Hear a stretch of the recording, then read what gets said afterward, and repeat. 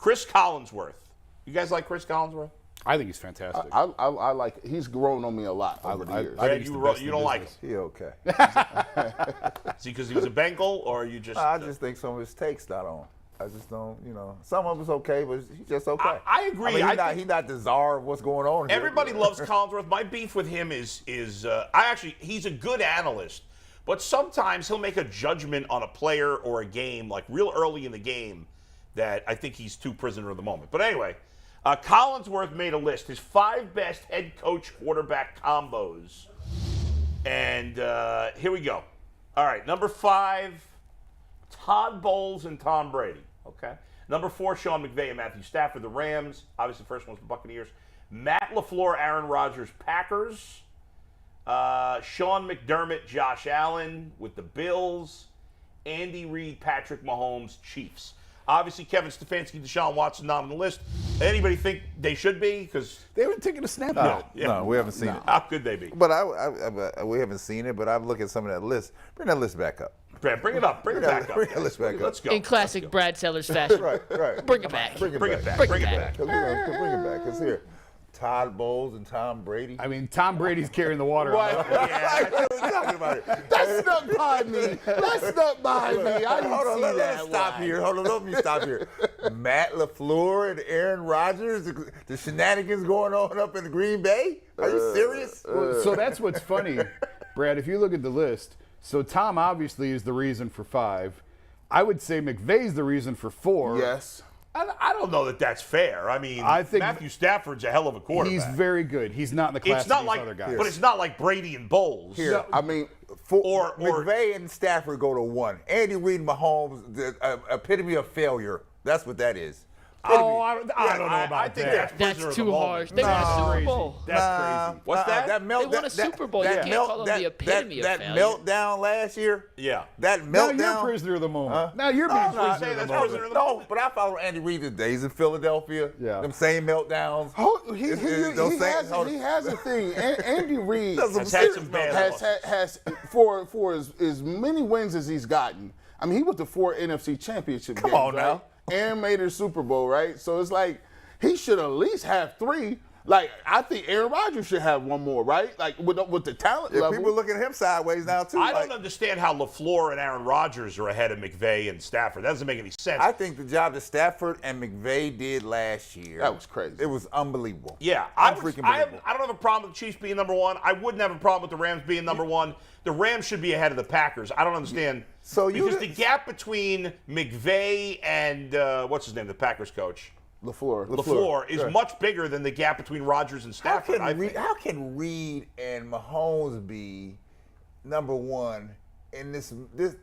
Nobody's bothered by this meltdown last year. Am I the one only? game, No, yeah. it's not one game. It is. Go back Well, and it is check, for Mahomes. Check No, for Mahomes, Andy it's one Reid, game. Andy Reid's the same guy. Yeah, but if you're starting if you put every player into the draft in the NFL, Yeah. Mahomes would go first. Yes. Yeah, there's no Okay. question. That's why he's. There's no. Hold on. Now I will say this: that Although I still take Joe Josh Allen thing is getting very close. And I'll say this: and they did get dominated against the Tampa Bay Buccaneers. That offense looked terrible against Tampa Bay. It was horrible. Yes. Well, where is Cincinnati on this list? Yeah, Cincinnati's coach is not very good. And I'm a Bengals fan. You got He's to not a good coach. you got to the Super Bowl. Yeah, you just he's don't not- walk. You just don't walk to a championship. No, but I don't know. I but don't know anybody that I does think that. he's an average coach. I mean, how many people? You can look at it. Okay, well, you bring the list back up. In the words of bring that remix back up. We invented Bring the that right remix. back. If Stefanski got a coach of the year, and if you want to look at Deshaun Watson's numbers, he's been a multiple-time Pro Bowler. So Todd Bowles ain't never been no coach of the year. I don't even think it has. Yeah, but Tom Brady. Has McDermott won a coach of the year? I think McDermott did win Coach of the Year. I'll double check, but I do think he. Check that, But I but you can't. got those Watson two together. hasn't even. Watson hasn't played. And we have no yet. idea I how many can't- snaps he's even going to take this year. Yeah, I don't. The question though is, let's put it in this context. Yeah. What's the ceiling for Watson and Stefanski Top as a 5. combo? Could they be top they're 5? top 5. Could they be top 3? Could they be 1? Where do you guys see the They could ceiling be for one. that? I think Depends on how far they go. It's so subjective. Yeah, sure. In terms of I like this one better than that one, but I think absolutely it has The the quarterback to potential me be top is five. more important than the coach. I mean, Sure. we That's proven by that list we just saw. Yeah, exactly. I don't say that. I say there's equal culpability on both sides because you have to have one is an on-field manager.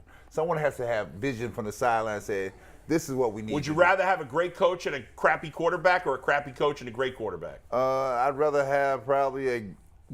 Give If I had to take the two, I'm going to take the quarterback because the coaches can be suspect, but when the two are paired together, then it's a that perfect is situation. the The scenario. quarterback can save the coach. The quarterback can save the play call. But how many times Put the play on the how field. many times has a player thought they could outdo the coach, and only to find out that they weren't really any good without the coach? You can go to any sport and you can always find Well, that. Tom Brady's pretty damn good I without don't- Belichick. yeah, I mean, look at Drew Brees. When New Orleans was an absolute disaster of a franchise, Drew Right. Brees shows up and all of a sudden everything's great. This is why McVay and Kyle Shanahan is up there for me too.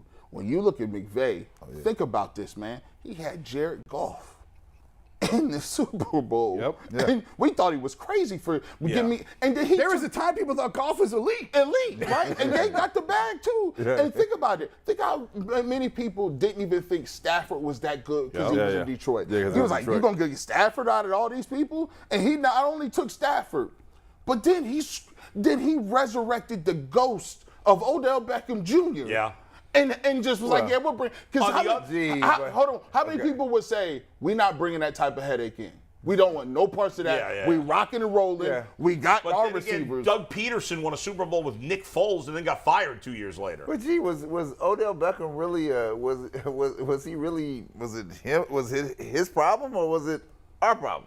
I think it was our problem. Okay. Yeah. Well, I don't think that's totally fair. I think You got to give Odell some blame. I think Odell quit on them. I've said that. I from think day Odell one. gets some blame. I guess if nobody was using me and I was an elite talent, I guess I would be like, what's the problem I here? think every I'd be receiver, questioning the moves too. given the production, we all know every top 10 receiver. I mean, look, come on. Tyreek Hill is in Miami now. Yeah. He ain't gonna put up the same numbers. He's not putting up them same type numbers. No. And so I think you get to a point where you think Odell Beckham go lose his mind if he ain't getting the ball. We just knew that. But I think this year, for guys on a lighter note, is that we're gonna find out what Kevin Stefanski is this year. Gee, don't they all lose their mind? I'm watching Harden lose his mind, Durant lose his mind, Kyrie Irving lose his mind. It's just go to any other sport and lose. They all lose their mind when they don't get involved. Because you gonna get a chance to see Stefanski with a second tier quarterback. How many games can you stay afloat? How hard do the guys play? And how well do you acclimate when you get Deshaun Watson? Are we gonna be sitting here saying, well, why are we running that? This don't look right. We're gonna find out a bunch about Kevin Stefanski. Because Cleveland fans want the bag. Yeah. They want the bag now. They're like, playoff, first round play. We want the bag. I thought the job Kevin did during the COVID year was sensational. Yes. With no Yeah. OTAs, no extra practices. Basically, he had to install his entire system on Zoom. Yeah. I thought he was phenomenal. This could be his most difficult coaching job yet. Yes. Just because of there's healing that has to be done within the locker room. Yeah. Regardless of the damage that Baker did, or maybe there's people who are uncomfortable with Deshaun. I don't know that. I'm just saying there's 53 guys in there. I'm guessing at least one or two of them are uncomfortable with where things have there's been. no question. So there's healing that has to take place. You have to navigate. We just talked about he may not know who his quarterback, week one quarterback is day one of training camp. He You have may to not navigate know that. before the preseason starts. It's possible. So you have to get Jacoby Brissett ready to go. I mean, not only do you have to get one quarterback ready to go, you have to get two new quarterbacks to your Right. system up to speed and ready to go. This could easily be his most difficult coaching job. There's a healthy balance that's required between player and coach that has to be out there for any organization to go for. I'm reminded, Bull, of the New York Knicks when Pat Riley was the coach of the New York Knicks. Pat wrote a book called Born to Coach, right? And the people in New York just call it this, born to overcoach. That's what they used to say about Pat Riley, right? Because sometimes even the coaches, you start drinking your own Kool-Aid thinking that you're really the one getting it done. Like, you're not. It's a little of what you do, it's a little of what they do, and it's the management of everyone, the management style of everyone to make sure that everybody's doing their part. Yeah. But when you start thinking that you carrying the water for everybody, You get yourself in trouble. Not gonna work.